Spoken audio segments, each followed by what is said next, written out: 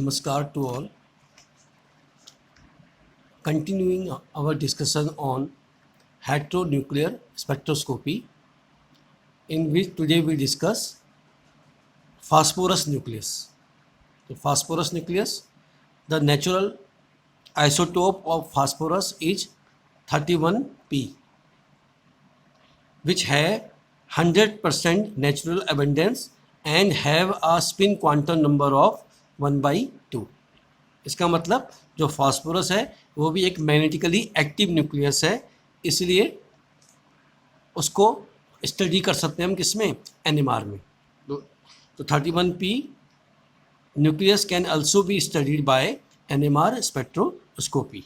ठीक है, तो इसमें वो कहता है कि जो कपलिंग है हाइड्रोजन हाइड्रोजन कपलिंग की तरह ही ये भी मल्टीप्लिसिटी जो रूल था N+1 रूल उसको फॉलो करता है, जस्ट लाइक अ प्रोटॉन। जैसे हम प्रोटॉन में जानते हैं कि जब प्रोटॉन प्रोटॉन कपलिंग होती है उसमें क्या होता है, स्पिन स्पिन स्प्लिटिंग या स्पिन स्पिन कपलिंग के कारण क्या होता है कि किसी भी जो प्रोटॉन का जो सिग्नल होता है वो अपने नेबरिंग ग्रुप के जितने नंबर ऑफ प्रोटॉन्स होते हैं उससे एक ज़्यादा में स्प्लिट करता है। तो वो कहता है कि यहाँ पर भी आपको जो मल्टीप्लिसिटी रूल N+1 रूल है जो प्रोटॉन के केस में या 19F के केस में हमने देखा था, वो 31P न्यूक्लियस भी उसको फॉलो करता है। दूसरी 31P न्यूक्लियस के लिए जो कपलिंग कॉन्स्टेंट्स की वैल्यू है वो वेरी लार्ज है। ठीक है, जैसे आप देख सकते हैं कि जो फास्फोरस हाइड्रोजन कपलिंग है उसके लिए कपलिंग कांस्टेंट की वैल्यू 200 to 700 हर्ट्ज है, और फास्फोरस कार्बन हाइड्रोजन के लिए जो कपलिंग कांस्टेंट की वैल्यू है वो 0.5 to 20 हर्ट्ज है। ठीक है, मैक्सिमम वो कहता है कि इसमें 4 बॉन्ड कपलिंग ऑब्जर्व होती है, तो यानी 4 bond coupling is observe in case of 31P nuclei. ठीक है, no rules for 31P chemical shift prediction. तो कह रहा है कि ऐसा कोई रूल नहीं है जिसके आधार पे हम केमिकल शिफ्ट की वैल्यू को प्रिडिक्ट कर सकते हैं, किसके लिए, 31P न्यूक्लियस के लिए। ठीक है, जैसे हम जैसे प्रोटॉन के केसेस में कहते थे कि सील्डेड या डीसील्डेड, और एक रेंज हमने वहाँ डिफाइन की थी 0 to 10 पार्ट्स पर मिलियन। तो ऐसा कह रहा है कि यहाँ पे कोई केमिकल शिफ्ट वैल्यू के लिए कोई रेंज आपके पास अवेलेबल या कोई रूल्स अवेलेबल नहीं है। ठीक है, वो जो वैल्यू है वो फेयरली लार्ज रेंज, बहुत लार्ज रेंज में केमिकल शिफ्ट की वैल्यू एडजस्ट करती होगी, लेकिन फिर भी उससे आपको यूजफुल इंफॉर्मेशंस कुछ मिल सकती है। ठीक है, इसीलिए इसकी इंपॉर्टेंस है किसकी, 31P NMR स्पेक्ट्रोस्कोपी की। ठीक है, तो ये एक बेसिक आइडिया था अबाउट 31P NMR। अब इसका ये जो एप्लीकेशन एस्पेक्ट अगर आप देख रहे होंगे तो इसकी जो एप्लीकेशन है वो कहता है एक विटिक रिएक्शन में। तो आपने पढ़ा होगा विटिक रिएक्शन, जिसमें क्या होता है कि जो एल्किल हैलाइड्स होते हैं, ठीक है, प्राइमरी और secondary alkyl halides, they react with triphenyl phosphine, ठीक है, in the presence of a base and aldehydes और कीटोन्स, और वो क्या बनाते हैं, एल्कीन का फॉर्मेशन करते हैं। तो जो विटिक रिएक्शन है it will be used for the formation of N alkene. तो ये बताया है इसमें। तो इसको अगर हम देखेंगे, ये मैंने इसकी सीधे सीधे मैकेनिज्म लिखी है। ठीक है, ये मैकेनिज्म है कि कैसे एल्कीन का फॉर्मेशन होता है। तो जैसे जो जनरल रिएक्शन है अगर मैं लिखना चाहूँ तो वो ये है कि आपने क्या लिया, एक एल्किल हैलाइड, ठीक है, और साथ में आप क्या लेते हैं, ट्राइफिनाइल फॉस्फीन, बेस लेते हैं कोई ब्यूटाइल लिथियम जैसे, और एक क्या लेते हैं आप, एल्डिहाइड्स और कीटोन्स। तो जैसे जनरली हमने इसी एग्जांपल के अकॉर्डिंगली मैं क्योंकि आपको बता रहा हूँ तो इसमें हमने ये लिया है कीटोन।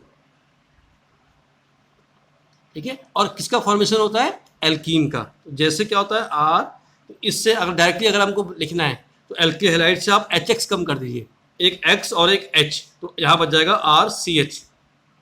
ठीक है, अब चूंकि 2 एटम कम हुए हैं तो बीच में डबल बॉन्ड आ जाएगा, और जो आपका एल्डिहाइड्स और कीटोन है उसको डबल बॉन्ड से जोड़ दीजिए, O को हटा के डबल बॉन्ड CR। तो ये एल्कीन का फॉर्मेशन हुआ। ठीक है ना, तो ये विटिक रिएक्शन है। तो इसका एप्लीकेशन कैसा है हम देखते हैं आगे। ये तो इसके लिए जो मैकेनिज्म प्रपोज है वो ये मैकेनिज्म प्रपोज है कि पहले स्टेप में यहाँ पे अगर आप देख रहे होंगे तो ये इसकी मैकेनिज्म प्रपोज है कि पहले सबसे पहले अब मैं इसकी मैकेनिज्म में जा रहा हूँ, ये तो आपने पहले स्टडी किया होगा, आप देख लीजिएगा विटिक रिएक्शन का। कोई भी जो एल्किड हैलाइड है उसमें से हैलाइड आयन जाएगा, ठीक है, तो यहाँ पे एक पॉजिटिव सेंटर क्रिएट होगा और जो ट्राइफेनिल फॉस्फीन है उसका जो लोन पेयर है वो यहाँ से बॉन्ड फॉर्म करेगा, एक इलेक्ट्रॉन दे के और एक एक की शेयरिंग करके ये बनेगा। और फिर जो बेस है वो यहाँ से क्या करेगा, प्रोटॉन का एब्स्ट्रक्शन करेगा और इस तरह फास्फोरस वायलेट का फॉर्मेशन हो जाएगा, इसे बोलते हैं फास्फोरस वायलेट। ऐसे फिर ये जो फास्फोरस वायलेट है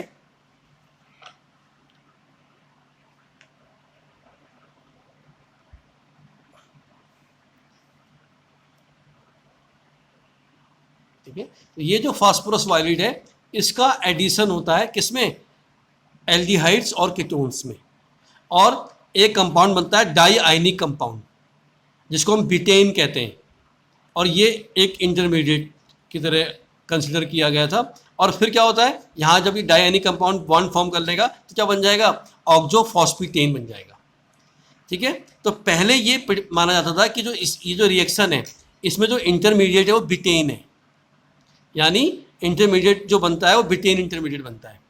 लेकिन एक्सपेरिमेंटली जब बाद में देखा गया तो ये पाया गया कि जो इंटरमीडिएट वो बिटेन नहीं है, क्या है, ऑक्सोफॉस्फेटेन है, ठीक है। तो यानी यहाँ से जब हम इन्होंने इंटरेक्ट किया तो किसको, जो इंटरमीडिएट हुआ वो किसका फॉर्मेशन हुआ, ऑक्सोफॉस्फेटेन का फॉर्मेशन हुआ। और ऑक्सोफॉस्फेटेन क्या है, 4 मेंबर्ड साइक्लिक कंपाउंड है। ये फिर रिंग ओपन होती है, जब रिंग ओपन होती है तो करस्पॉन्डिंग एल्कीन और आपको ट्राइफेनिल फॉस्फीन ऑक्साइड बन जाता है। तो ये तो जनरल रिएक्शन है विटिक रिएक्शन।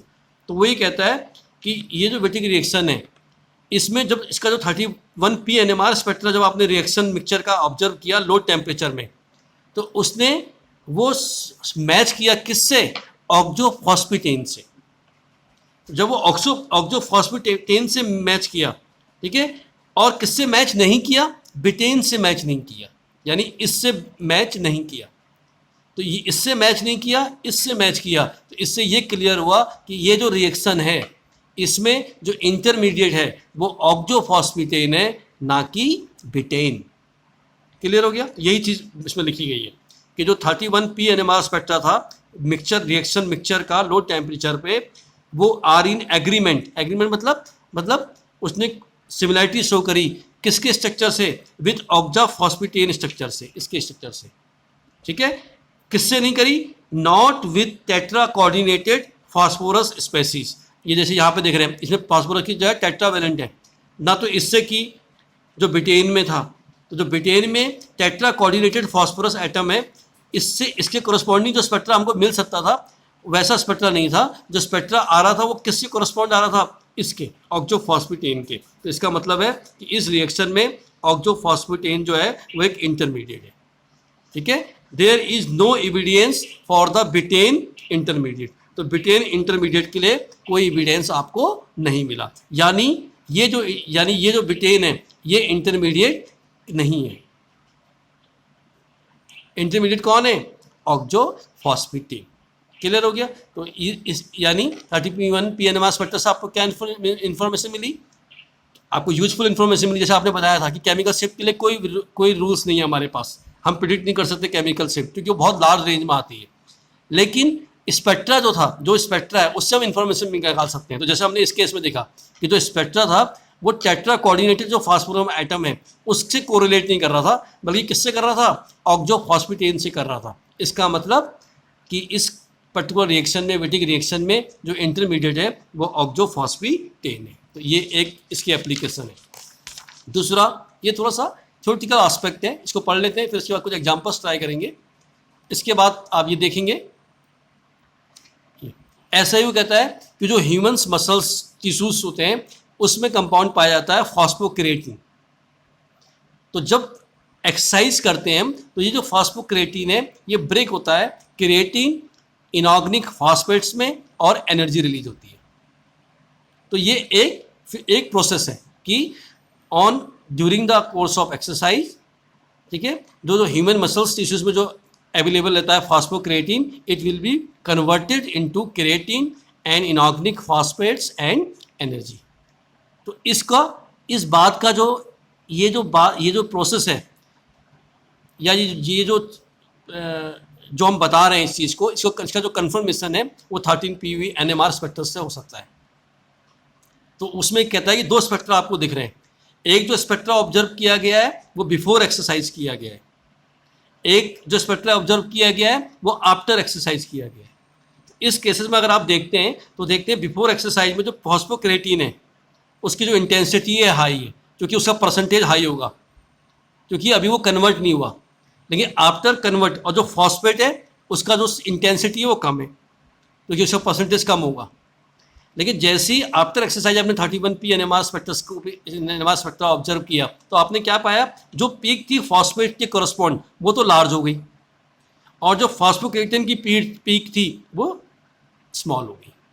तो ये जो दो ऑब्जर्वेशन है, ये इस ऑब्जर्वेशन आपको बता रहे हैं कि जो फॉस्फोक्रेटिन मॉलिक्यूल है इट विल बी कन्वर्टेड, ठीक है ना, into creatine and inorganic phosphate, क्योंकि ये कन्वर्ट बनी यानी इसका कंसंट्रेशन घट रहा है, ठीक है ना, और फॉस्फेट जो है उसका कंसंट्रेशन बढ़ रहा है, ठीक है। तो शुरू में ये जो सिग्नल ये जो बता रहे हैं आपको, इससे आपको ये चीज़ पता चल रहा है। साथ ही इसमें एक चीज़ और दी है ATP, तो ATP का कोई रोल नहीं होता, तो उसके जो सिग्नल है वो एज इट इज अपनी जगह पे है।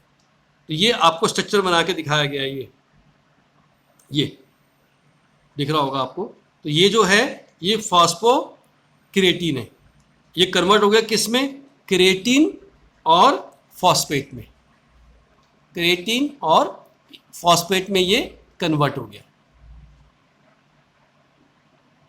दिखा देता हूँ आपको एक बार, ये लास्ट सबसे लास्ट में जो है कि जो फॉस्फोक्रेटिन था it will be converted to creatine and phosphate. तो शुरू में इससे कोरस्पॉन्डिंग जो पीक थी उसकी इंटेंसिटी ज़्यादा थी, लेकिन आफ्टर एक्सरसाइज जब आपने देखा तो इससे कोरस्पॉन्डिंग जो पीक थी वो स्मॉल हो गई, क्योंकि after exercise phosphocreatine will be converted to creatine and inorganic phosphate. तो that's why the initial peak phosphate before exercise which is very small, it increase in signal intensity after exercise। तो ये जो ये mechanism है इसको ये क्या कर रहे हैं, एक तरह से इसको प्रूफ कर रहे हैं कौन, 31P NMR स्पेक्ट्रा। और लास्ट में जो ये दिखा है दैट इज ATP। तो ATPH का कोई इन्वॉल्वमेंट नहीं है। तो इसमें जो 3 फास्फोरस आइटम है अल्फा बीटा गामा, उससे कोरस्पॉन्डिंग जो पीक थी वो बिफोर एक्सरसाइज भी वहीं पे है और आफ्टर एक्सरसाइज भी वहीं पे है। तो इसमें कोई चेंज नहीं आया है, ये बता रहा है वो, ठीक है। तो ये चीज़ मैंने लिखी है कि जो 31P NMR स्पेक्ट्रोस्कोपी है जो ऑब्जर्व करते हैं हम एक्सरसाइज के पहले और बाद में, वो इस बात को कंक्लूड करती है कि जो 31P का एब्जॉर्प्शन है of phosphocreatine in the form of human in the forearm of human body के 4 आर्म्स में, जो आपकी बाहें उनकी मसल्स में वो डिक्रीज होता है, ठीक है। कब, आफ्टर एक्सरसाइज, ठीक है। तो उसका कंसंट्रेशन क्योंकि डिक्रीज होता है इस कारण उसकी जो सिग्नल इंटेंसिटी है वो भी डिक्रीज होती है। वाइल जबकि जो 31P एब्जॉर्प्शन है किसका, इनऑर्गेनिक फॉस्फेट्स का, जो पहले कम था वो बिगन टू इंक्रीज, ठीक है। तो ये चीज़ बताई गई है। और जो ATP था जिसका कोई देयर इज नो रोल, जो क्योंकि इन्वॉल्व नहीं था, तो उसके कारण जो भी सिग्नल थे वो एज इट इज अपनी जगह पे है। तो ये एक खाली डायग्रामेटिकली शो किया है मैंने, ठीक है। तो खाली एक सिंबॉलिक रिप्रेजेंटेशन दिया है मैंने, ऐसा नहीं कि बिल्कुल मैंने कोई नाप तोल के ऐसे बनाए हैं, लेकिन एक सिंबॉलिक रिप्रेजेंटेशन है कि क्या होता है और कैसे 31P NMR स्पेक्ट्रा ने इस मैकेनिज्म को प्रूव किया, ठीक है। तो ये बात है। अब कुछ एग्जांपल्स जो जनरली जो हम देखते हैं वो हम देखेंगे। जैसे इसमें अगर आप देख रहे होंगे, ठीक है, ये जो कंपाउंड है आपको दिख रहा होगा PCH3 का whole thrice tri methyl phosphine, ठीक है। तो इसके वो कह रहा है बहुत सारे, अब आपको पता है कि फॉस्फोरस भी क्या है, NMR एक्टिव न्यूक्लियस है। NMR एक्टिव न्यूक्लियस है तो ये क्या करेगा, जो सिग्नल्स होंगे प्रोटॉन्स के या 13C के उनको क्या करेगा, स्प्लिट करेगा, ठीक है। तो यहाँ भी स्पिन स्प्लिटिंग या स्पिन कपलिंग आपको ऑब्जर्व होगी। और आपने पढ़ा था इससे पहले जो मैंने अभी आपको बताया था कि जो फास्फोरस हाइड्रोजन कपलिंग है वो बहुत स्ट्रॉन्ग है, और जो फास्फोरस कार्बन हाइड्रोजन है वो थोड़ा कंपेरेटिवली वीक है। तो जो मैं अभी कपलिंग कांस्टेंट की वैल्यू हमने जब पहले मेजर की थी, तो इसमें आप देख लीजिए जो 1H NMR स्पेक्ट्रा अगर हम निकाल लें, ठीक है, तो 1H NMR स्पेक्ट्रा से मतलब यहाँ पे इस प्रोटॉन के कारण, तो तीनों प्रोटॉन जो हैं, जो 3 मिथाइल प्रोटॉन्स हैं, दे आर केमिकली इक्विवेलेंट, तो टोटल 9 हाइड्रोजन है। तो जो 9 हाइड्रोजन के कारण सिग्नल आएगा, ठीक है, वो उसको फास्फोरस जो है वो क्या करेगा, ब्रेक कर देगा।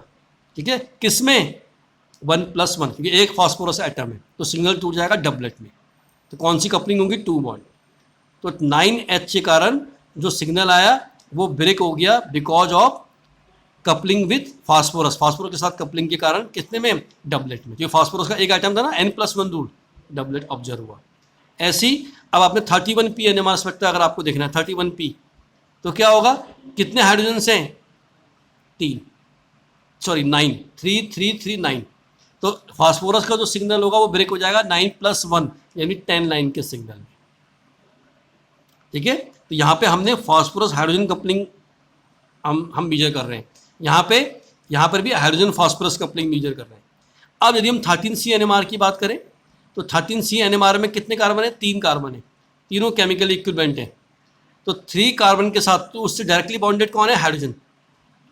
ठीक है, तो क्या होगा, आपको पता था 13C एनएमआर में कि जो 13C एनएमआर में जो कार्बन का सिग्नल है वो ब्रेक होगा उन्हीं हाइड्रोजन से जो डायरेक्टली बॉन्डेड है।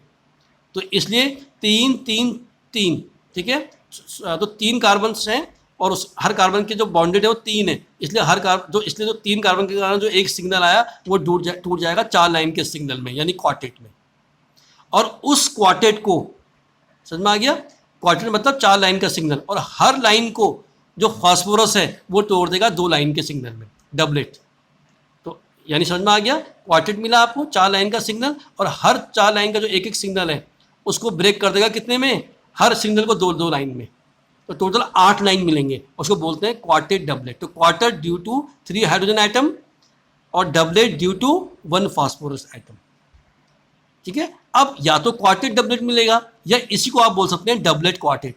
कैसे, अगर हम माने कि पहले कपलिंग कार्बन की फास्फोरस से होगी, तो कार्बन का जो सिग्नल था, जो सिग्नलेट था, क्योंकि तीनों कार्बन सेम है, तो जो सिग्नल आया उसको फास्फोरस ने तोड़ दिया किसमें, डबलेट में, यानी 2 लाइन का सिग्नल आ गया। और फिर उन 2 लाइन के सिग्नल को इंडिविजुअली 3 हाइड्रोजन ने तोड़ दिया कितने में, 4 लाइन के सिग्नल में। तो तब भी क्या मिलेगा आपको, डबलेट क्वार्टेट। तो तब भी कौन सा सिग्नल मिलेगा, 8 लाइन का सिग्नल। अब इनमें से क्या ऑब्जर्व होता है ये पता चलेगा आपको कपलिंग कांस्टेंट की वैल्यू से। अगर कार्बन हाइड्रोजन कपलिंग स्ट्रांग होगी कार्बन फास्फोरस से तो क्या मिलेगा, क्वार्टेट डबलेट। और यदि कार्बन फास्फोरस कपलिंग स्ट्रांग होगी कार्बन हाइड्रोजन से तो आपको क्या मिलेगा, डबलेट क्वार्टेट। और जनरली जो कार्बन हाइड्रोजन कपलिंग है वो स्ट्रांग है, इसलिए जो आपका आंसर होगा इस केस में वो होगा क्वार्टेट डबलेट। ठीक है, ये समझ में आ गया होगा।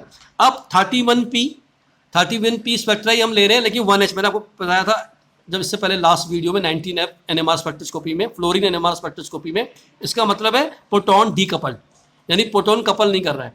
तो अगर प्रोटॉन कपल नहीं कर रहा, ठीक है, तो हमें क्या मिलेगा, 1 लाइन का सिग्नल मिलेगा सिर्फ। ठीक है, 13C को हम जनरली क्या करते हैं, एडजेसेंट पोजीशन में कंसीडर नहीं करते हैं। जैसे आपने बताया था कि देयर इज, मतलब जो कार्बन जो 13C है उसकी जो एबंडेंस है बहुत कम है, उसकी एबंडेंस बहुत कम होने के कारण जनरली क्या होता है, जैसे इस केस में अगर हम देख रहे हैं, हम जो कपलिंग ऑब्जर्व कर रहे हैं वो हाइड्रोजन के साथ कर रहे हैं, और ऐसी हाइड्रोजन की कपलिंग जो ऑब्जर्व कर रहे हैं वो फास्फोरस के साथ कर रहे हैं। ठीक है, तो ये जब 13C ले रहे हैं तब हम स्पेसिफिक, जब 13C ले रहे हैं तभी हम डील कर रहे हैं उस 13C को, अदरवाइज बाकी केसेस में हम नहीं कर रहे हैं। ठीक है, ऐसे यहाँ पे देखिए, अगर हम 13C का स्पेक्ट्रा लेते हैं प्रोटॉन डीकपल्ड, मतलब कार्बन 13C का स्पेक्ट्रा प्रोटॉन डीकपल्ड, यानी प्रोटॉन के कारण कोई सिग्नल नहीं आएगा, तो सिर्फ फास्फोरस के कारण आएगा, तो सिर्फ डबलेट मिलेगा। ऐसी 13C का सिग्नल यदि हम फास्फोरस को डीकपल कर दें तो सिर्फ हाइड्रोजन के कारण आएगा, तो 3 हाइड्रोजन है हर कार्बन के, तो क्वार्टेट मिलेगा। तो ये जो किस तरह से नेट में क्वेश्चन पूछा जाता है उसके आधार पे कि कौन कौन से क्या क्या आप कर रहे हैं, नॉर्मल रेगुलर कोर्स में क्या स्पेक्ट्रोस्कोपी कर रहे हैं और फिर डीकपल किसको कर रहे हैं उसके बेस में। ऐसी ये एग्जांपल आप देख रहे हैं, ये ठीक है, ये एग्जांपल में आप देख रहे हैं, तो ये मिक्स है, इसमें फ्लोरीन भी है और फास्फोरस भी है। तो जब हम देख लें, अब इसको आपको थोड़ा सा आइडिया लगना चाहिए कि इसमें जो अगर 1H एनएमआर करेंगे तो हम देखेंगे कितने केमिकली इक्विवेलेंट हाइड्रोजन से। तो ये केमिकली इक्विवेलेंट है, एक हाइड्रोजन इस टाइप के हैं, एक इस टाइप के और एक इस टाइप के। तो इसमें तो क्या है, 3 टाइप्स ऑफ प्रोटॉन्स हैं, इसलिए 3 एनएमआर सिग्नल आएंगे। एक 6H के कारण आएगा, एक 2H के कारण आएगा, एक 3H के कारण आएगा। अब क्या क्या आएगा ये देख लेते हैं। 6H के कारण क्या आएगा, क्योंकि 6H के नेबर में कौन है, फास्फोरस, ठीक है, और जो फास्फोरस हाइड्रोजन कपलिंग है वो स्ट्रांग है, ठीक है, तो इस कारण इस 6H के कारण क्या आया, डबलेट। तो डबलेट क्यों आया, because of coupling of hydrogen और proton with phosphorus atom. 2H के कारण, अब देख लीजिए 2H के कारण क्या मिला, 2H के कारण अगर ये फास्फोरस होगा तो डबलेट, और यहाँ 2F है तो ट्रिपलेट, तो डबलेट ट्रिपलेट या ट्रिपलेट डबलेट दोनों हो सकते हैं, वो डिपेंड करेगा किसकी कपलिंग स्ट्रांग है, ठीक है, प्रोटॉन की फास्फोरस से कपलिंग स्ट्रांग है या प्रोटॉन की फ्लोरीन से स्ट्रांग है। मेरे ख्याल से प्रोटॉन की फास्फोरस से स्ट्रांग है, इसलिए 2H का जो सिग्नल आया वो पहले 1+1 डबलेट में टूटा क्योंकि फास्फोरस का एक आइटम था, और वो जो डबलेट था क्योंकि बगल में फ्लोरीन था वो भी NMR एक्टिव है, तो उसने दोनों डबलेट को एक दोनों इंडिविजुअल जो डबलेट थे दो लाइन का सिग्नल जो था उसको ब्रेक कर दिया। कैसे, जैसे ये आया 2H के कारण सिग्नल, यानी B टाइप के प्रोटॉन के कारण आया है, तो इसको फास्फोरस क्योंकि एक था इसने तोड़ दिया 2 लाइन के सिग्नल में 1+1 से। अब इसके इधर नेबर में भी कितने हैं, 2F हैं, यानी 2+1, यानी इसने तोड़ा हर सिग्नल को कितने में, ट्रिपलेट में, तो टोटल कितने हो गए, 3 और 3 6, तो डबलेट ट्रिपलेट मिलेगा आपको इसमें, ठीक है।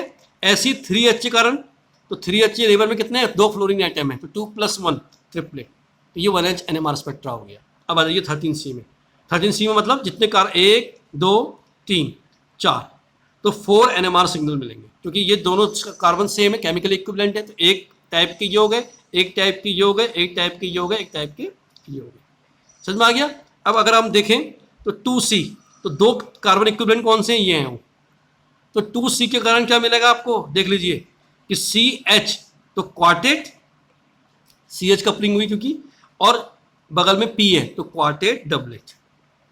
1C के कारण अगर इसको देखें, 1C ये है B वाला, तो 1C के कारण क्या मिला, ट्रिपलेट डबलेट, इसके कारण ट्रिपलेट, इसके कारण डबलेट।